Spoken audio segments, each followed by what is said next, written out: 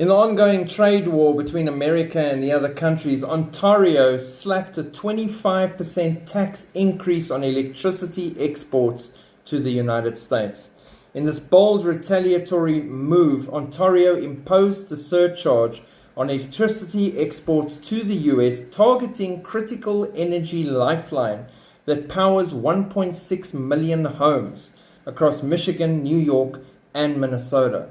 Ontario Premier Doug Ford announced the decision as a direct response to Donald Trump's aggressive trade policy, including threatened tariffs.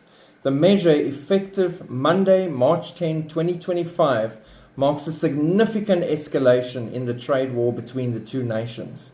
We are not going to roll over and let our neighbors to the south dictate terms without a fight, Ford stated in his conference in Toronto.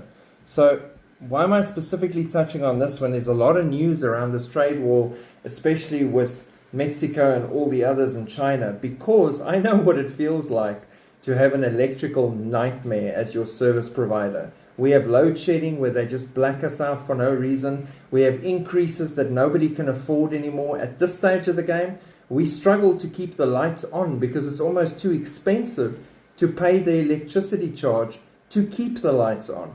We've got to choose what to use and what not to use in this country because we don't want electricity just used up. And we actually need those items. When it's blisteringly hot, it would be nice to run an air conditioner and some fans. But then you're thinking, I can't run it long. I've got to find another solution because I can't afford the electricity. And that's what I'm thinking of when I see a 25% increase because of a trade war hitting 1.6 million homes. So my heart goes out to you. I know the pain, I feel the pain, and I live that pain daily. God supplies our needs, but I tell you, high on the list of needs at this stage of the game is electricity, which is so expensive and so unreliant in the world that we're living in. And so you guys are going to feel this in a really bad way.